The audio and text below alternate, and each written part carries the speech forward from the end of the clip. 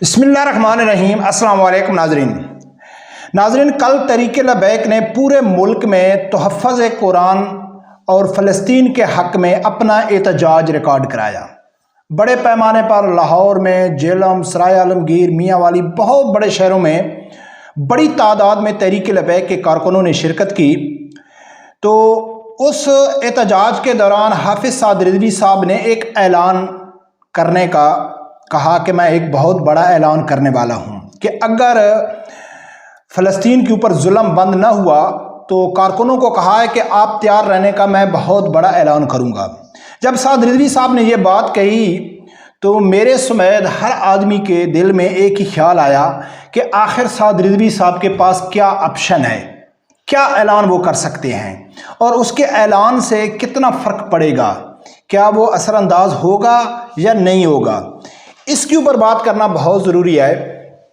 लेकिन नाज़रीन, इस ऐलान के मुतल्लिक, इस ऐलान को समझने के लिए दो बातें पहले करना बहुत ज़रूरी हैं। वो दो बातें आप सुनोगे, एक वीडियोज़ रखूँगा वो सुनोगे, फिर आपको अच्छी तरह मालूम हो जाएगा कि हाफिज़ साद रिज़वी साहब जो ऐलान करने वाले हैं वो क्या ऐलान हो सकता है और किस लेवल का हो सकता है और उसमें कितनी कामयाबी मिल सकती है। नाज़रीन, सबसे पहले मैं आप लोगों के सामने एक छोटा सा वीडियो क्लिप रखता हूं, वो वीडियो सुनो, फिर आगे जाके बात करते हैं। का गिरेबान पकड़ा, उनको धक्के दिए, उनकी टांग के ऊपर डंडे मारे जहां पर जख्म आए हुए थे और उनके कानों में घटिया फिक्रे कहे जब उनको धक्के देकर आप कह रहे थे कि आगे चलो, दौड़ के दिखाओ हमें। 70 साल उम्र है उसकी, कौम का दिल उसके दिल के साथ धड़कता है।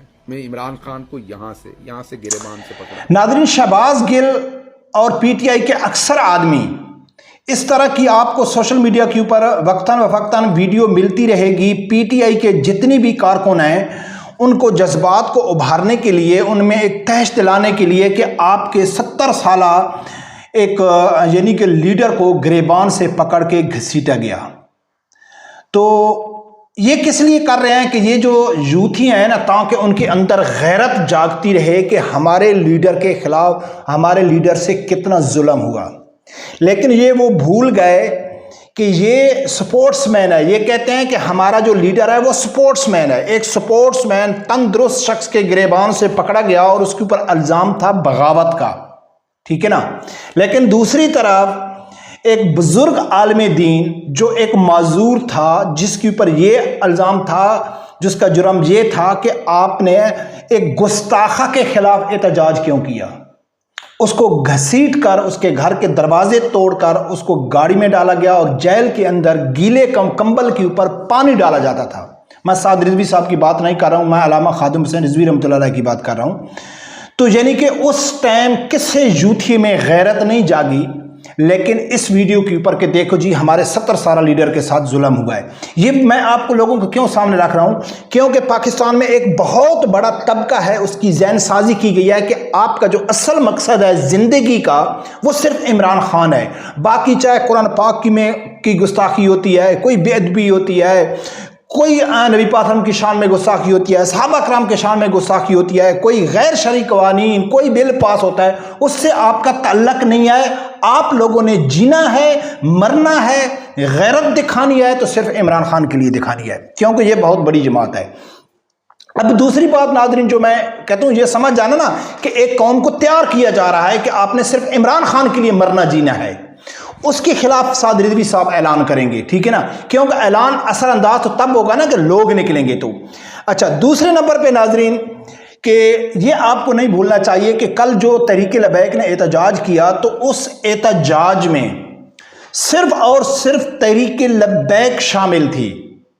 कोई पाकिस्तान के मीडिया ने तहरीक लबैक के अलावा किसी यूट्यूबर ने, किसी सोशल मीडिया के ऊपर या किसी सियासतदान ने, किसी ने भी इसके ऊपर बात नहीं की, न इसको कवरेज दी, न इसके ऊपर कोई डिस्कस हुई, न किसी टॉक शो में इसके ऊपर जिक्र किया गया कि तहरीक लबैक एक बड़े पैमाने पर एहतजाज कर रही है और उनके एहतजाज का मकसद क्या था।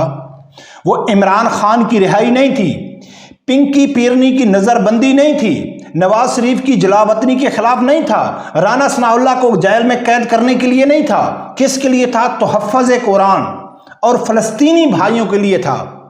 لیکن صرف اور صرف جو حق ادا کیا ہے وہ تحریک لبیک نے کیا ہے، احتجاج کیا ہے تو صرف تحریک لبیک نے کیا ہے۔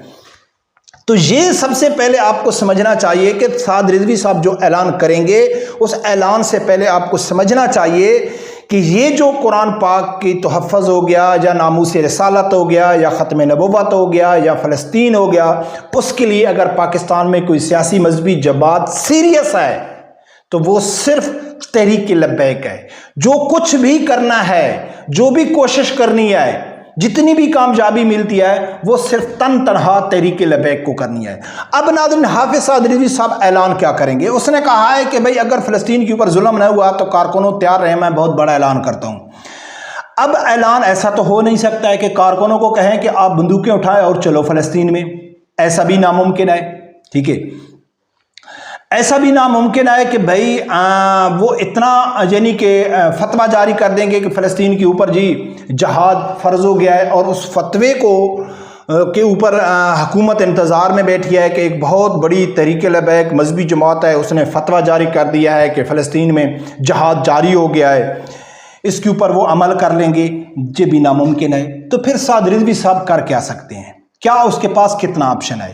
تو ناظرین، میں سمجھتا ہوں کہ سعد رضوی صاحب یا تحریک لبیک اللہ کی ذات دیکھ رہی ہے کہ نیت کس کی صاف ہے اور کس کی کتنی اوقات ہے، کتنی حیثیت ہے، کتنی طاقت ہے۔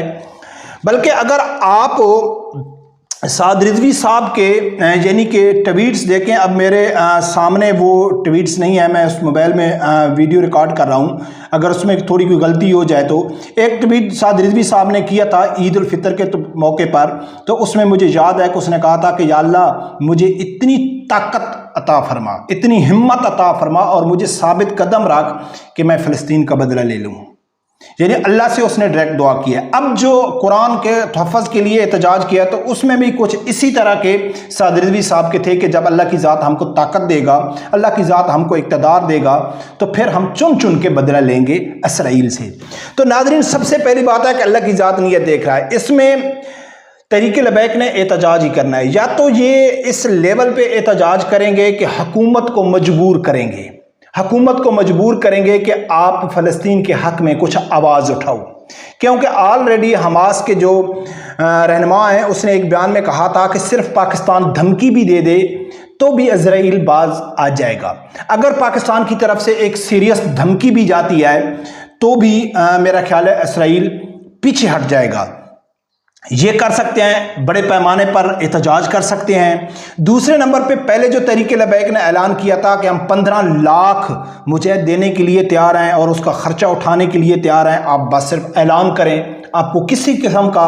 کل اسی طرح پیر صاحب نے پھر اعلان کیا ہے کہ ہم 15-20 لاکھ آدمی دینے کے لیے تیار ہیں، خرچہ اٹھانے کے لیے تیار ہیں، آپ بارڈر کھول دیں۔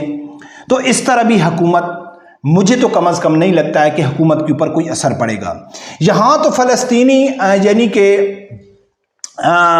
اس کے اوپر بات ہو رہی ہے کہ فلسطین کے اوپر جو ظلم ہو رہا ہے تو حکومت کوئی سیریس قسم کا پیغام دے اسرائیل کو۔ تو پاکستان کی لنگڑی لولی مغرب کے ایجنٹ، ایک اب میں کیا لفظ استعمال کروں، جب ان کو نبی اکرم صلی اللہ علیہ وآلہ وسلم کی عزت پہ غیرت نہیں آئی، گستاخہ کو رہا کیا تو ان لوگوں نے کر دیا۔ فرانسیسی سفیر کو نکالتے وقت یہ سب اکٹھے ہو گئے، ان میں اتنی جرت نہیں تھی کہ وہ فرانس کو جواب دیتے، نہیں دیا ان لوگوں نے فرانس کو جواب۔ تحریک لبیک نے مطالبہ کیا تھا کہ آپ اگر فرانسیسی سفیر کو نہیں نکال سکتے تو کم از کم آپ سرکاری لیول پہ as a Pakistan state level پہ آپ ایک قرارداد جمع کر دیں۔ تو ان میں اتنی غیرت اور اتنی جرت نہیں تھی کہ یہ صرف قرارداد جمع کراتے، مذمتی قرارداد فرانس کے خلاف ان لوگوں نے نہیں کرائی۔ تو کیا یہ حکومت یعنی کہ ان کے خلاف کوئی ایکشن لے گی؟ جو ظاہری صورت میں نظر نہیں آ رہا ہے۔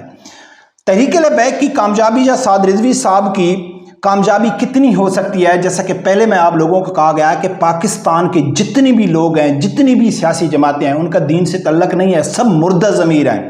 ان کو مردہ ضمیروں کو جگانے کے لیے وقت چاہیے، ٹائم چاہیے۔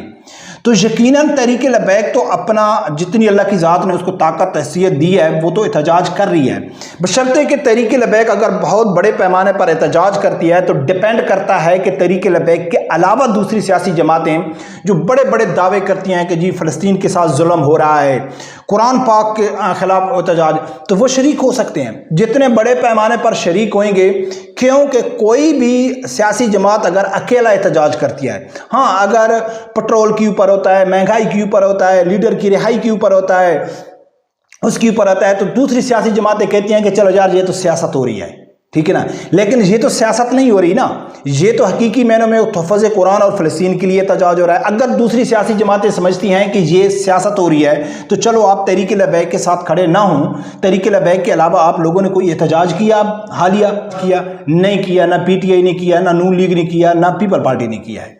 تو اب ناظرین مجھے کم از کم ایسے لگتا ہے کہ سعد رضوی صاحب میدان میں آ چکے ہیں، اب اس طرح ہی چلے گا۔ اب وہ جو کہتے تھے نا کہاں گیا سعد رضوی کہاں گیا، تو اب وہ مجھے کم از کم ایسے لگتا ہے کہ وہ اب میدان میں رہیں گے اور اپنی کوشش جاری رکھیں گے، اور انشاءاللہ ہمت مردہ مدد خدا، کیونکہ جب آپ کی نیت صاف ہوگی، آپ کی یعنی کہ پھر اللہ کی جو طاقت ہے نا وہ غیبی آپ کے پاس رہے گی، اور ہم کو تو پورا یقین ہے کیونکہ جب آپ کا مقصد ایک نیک پاک اچھا مقصد ہوگا اور آپ کی نیت صاف ہوگی تو اللہ کی ذات کی غیبی مدد آئے گی، اور انشاءاللہ ضرور آئے گی۔ رب پروردگار سے یہی دعا ہے، اللہ تعالیٰ میرے سمیت ہر آدمی کو حق ساتھ سننے کی اور اس کے ساتھ کھڑے ہونے کی توفیق عطا فرمائے۔ اللہ